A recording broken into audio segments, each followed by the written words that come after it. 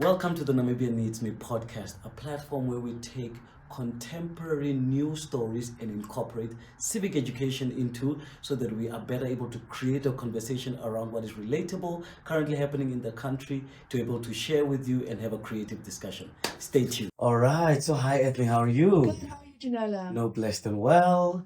We have a very interesting line of stories today. The first will be the launch of the Namibia AI Readiness Assessment Report. The second would be the Text and Resource Governance in Namibia, the ATAF, but we'll discuss that in depth as well. And of course, the very tragic, oh my God, very tragic police and prison bus accident that happened over the weekend. Otherwise, let's take it in that order. All Let's do it. right. What do you understand by the AI readiness report, Janola? I'm not that clued up about it. It feels to me as though there's governance and an attempt to kind of regulate something which is going to be extremely difficult to regulate on a local level. It's going to take over the world in its own little way. Tell me more about how you see it.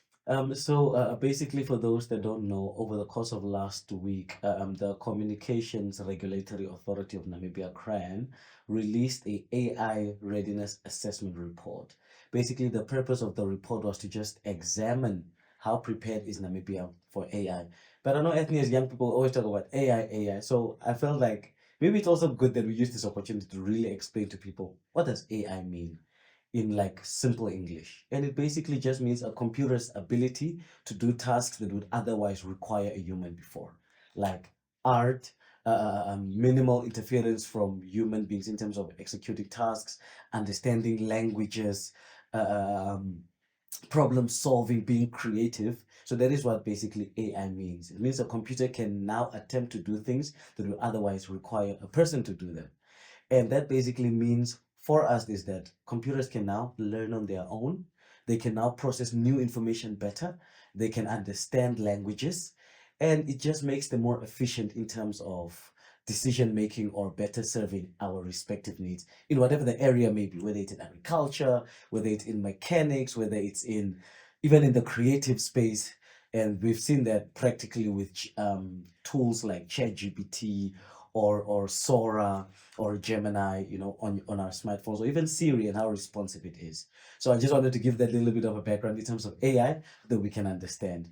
But now Namibia as a country said, no, these technologies are growing. How can we effectively regulate so that with a core aim that people are not left behind, basically? Well, those are two different things. That's what's confusing to me. Is firstly, it's going to be extremely difficult to regulate Yeah, on a local level, yeah, something that is taking over the world in a way that the world doesn't even understand yet. yeah, But if so, that's one conversation, regulation. But if we're talking about access and the growing divide between the digital divide, that is another story. That is something that local infrastructure can have a massive impact on. yeah, But that's not regulation, that's infrastructure building. That's yeah, yeah, making sure that people in rural areas have not only not only access to the infrastructure, that there is actually Wi-Fi available to them, yeah, which is yeah. not always the case at the Case, moment. yeah, But even if that is the case, that they then have the means to access that Wi-Fi, which we're very far away far from. away from it. And increasingly, that's going to create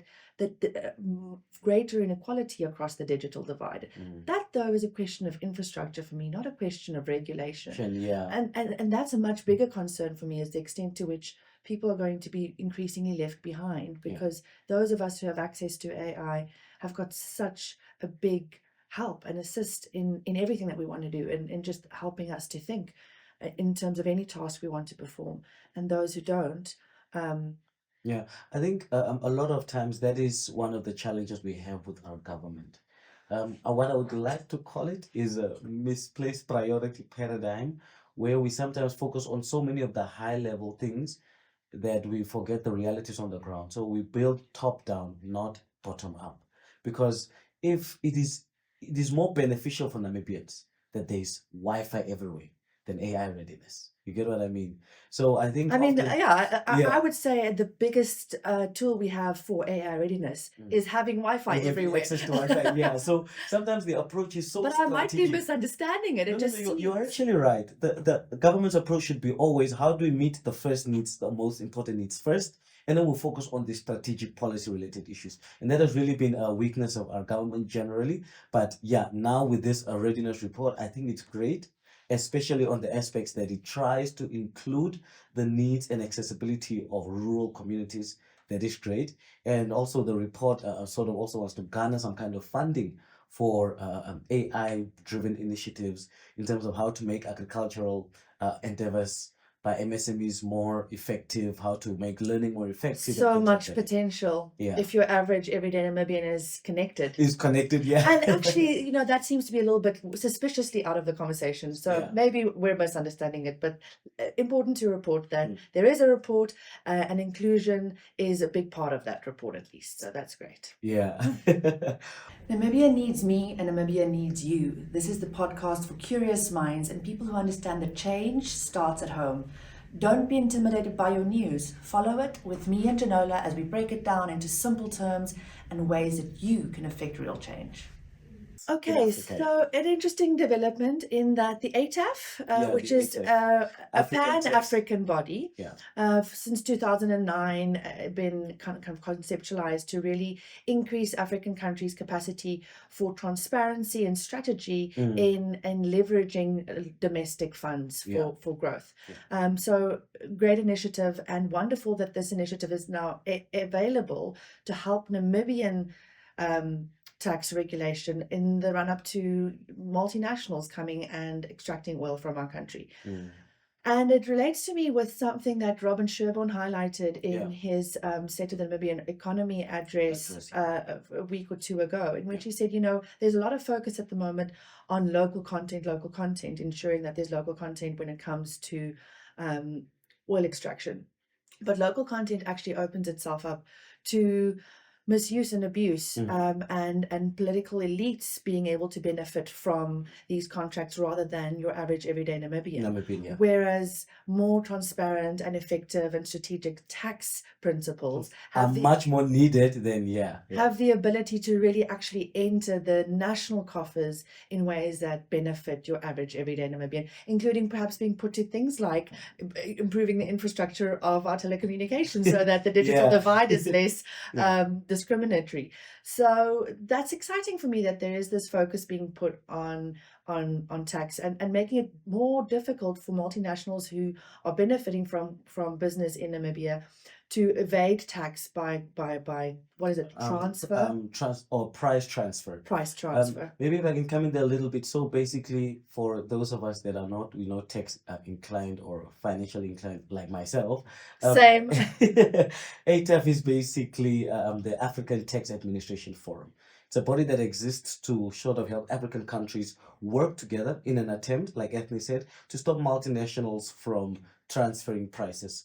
I think if I can explain this in layman terms, what it means is, let's say you have a company called A, and company A has a factory in South Africa, and then they have the same company has a shop in Namibia.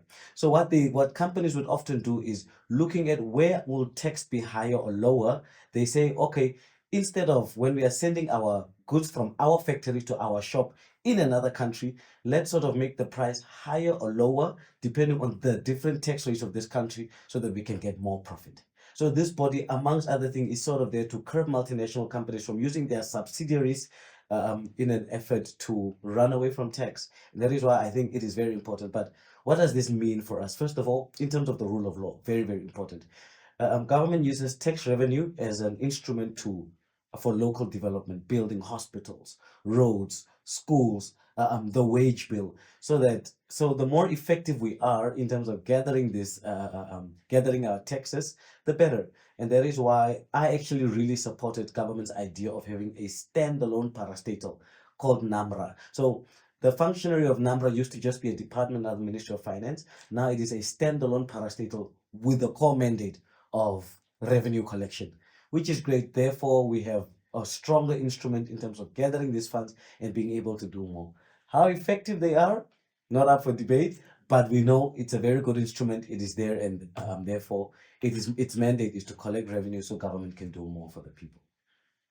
So yeah, that seems like a positive development, and I wish it well, and I hope it works out for us. We need to find a way to make these oil reserves that we have Yeah. work for, the weakest among us and the most vulnerable among us, and build like lasting development for us, and not just go into the pockets of the elites for Yeah. a few decades.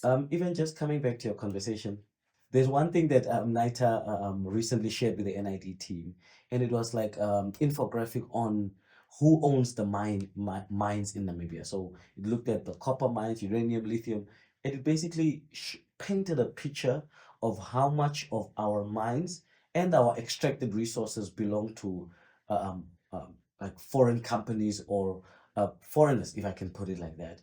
And you could see that the situation in itself is not good. And just sort of adding from the conversation that Mr. Robin Sherburne had in terms of state of the economy, was that a lot of times if the ownership of the state in terms of our resources is higher, therefore the state can do more. And maybe that is also looking that oil and gas is an emerging industry. That is something that we should now look into in Namibia, particularly that the state has a lot of shares so that it has enough revenue for, Actually, he warned against that. My understanding was that ownership comes with responsibility and a big amount of risk, and we just aren't strong enough to carry that risk if at the moment, yeah. Ever. Even in the best case scenario, it's very difficult for us to, if something goes wrong, to be able to carry that risk.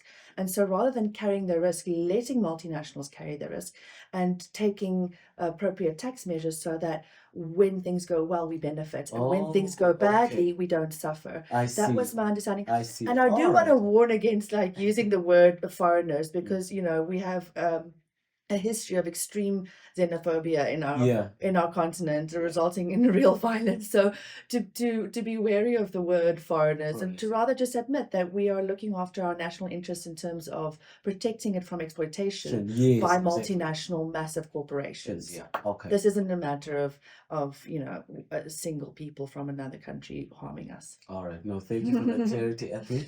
Namibia Needs Me is a civic education project co-implemented by the Hans Seidel Foundation and the Namibia Institute for Democracy. This project ultimate objective is to foster and strengthen democratic participation from all eligible voters and young people in the country.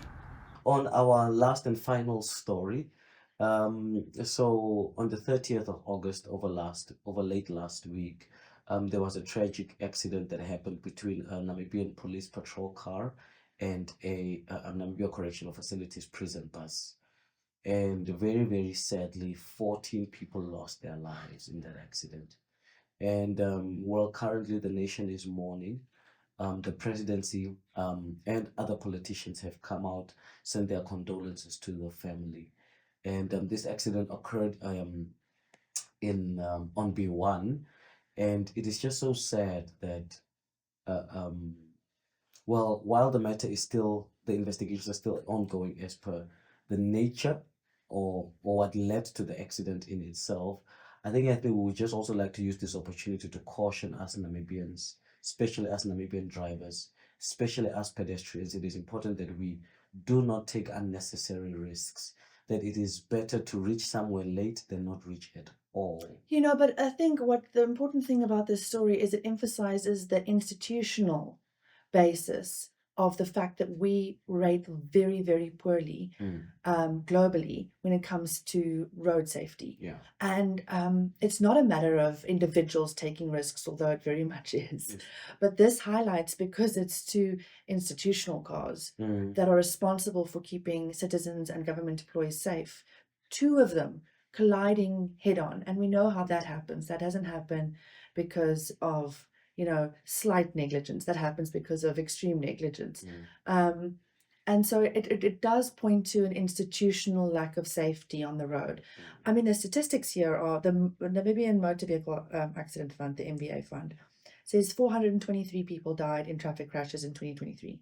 Wow. Equating to a rate of 14 deaths per 100,000 population. Wow. The world average in 2019 was 17 per 100,000. In that same year, our average was 34.8. Wow. That's almost double. Yeah, yeah. 17 plus 17 is 30. That's Yeah, more yeah. than double. Yeah, it's more than double, yeah. Chai. That's shocking. And so we placed 14th globally in a fatality rate. So that points to more than just, individuals taking risks. Risks, yeah. And we've seen this too many times, that we see government vehicles or NDF vehicles, or in this case it was I think prison guards. So Yeah, prison so guards, what some is police personnel, some civilians. yeah. And just driving really, really recklessly, and being above the law. And it speaks to me of the rule of law, is that the road rules apply equally to everyone. To everybody. They don't not apply to you when you have a special number plate. Yeah, yeah. And yeah, you see, my feeling is also that, you see, especially when it is, like you said, actually between two state and state vehicles, we cannot but be reminded how tragic the situation is. And even just to sympathize with the families there, the best we can do, while of course in the meantime we are speaking to government to do better, speaking to individuals to do better, is that you, even our listener, from your own personal side, be an active citizen. Don't drive without a license. Don't drink and drive, Always do your best to be safe, because not only will you save yourself, but you could possibly be a danger to another by putting yourself in positions where you maybe drive without a license, or you drink and drive. So as individually, as people, it is part of your role as a citizen to make sure someone else is safe. And if that role means rather taking a Yango or a taxi, even while the car is there, full tank, it is better that you do that. Thank you. Yeah. And at the same time, we are a very big country with many vast roads, and the people who are entrusted with protecting us have got a big task. So kudos to them for that. Yeah. At the same time, this does also highlight that it is the job of our state institutions to in fact keep us safe. Yeah. And so it is also part of our civic duty to highlight that responsibility, that it's not the responsibility of people with special number plates to be more reckless than the rest of us, but in fact to be more protective of all of us, because of that special responsibility that they carry. And when we expect that more, we assist that more, and so we are more part of the solution and helping. Yeah, I think, like Ethne said, it takes a village, man, and we have to work together on this thing. Thanks, Janola. So that's a wrap, I think. Yes, that is it. A sad note to end on, but some encouraging notes before that. And our hearts go out to the families in mourning, and the whole country is really, really sad with you. Yeah. All right. Thanks, Janola. Don't be left behind. Don't miss out on a single week. Like this episode and subscribe, so that you can stay abreast of what's happening in the country and the change that affects your life. We're also available on TikTok, Instagram, Facebook, and we have an excellent website with all the resources that you need.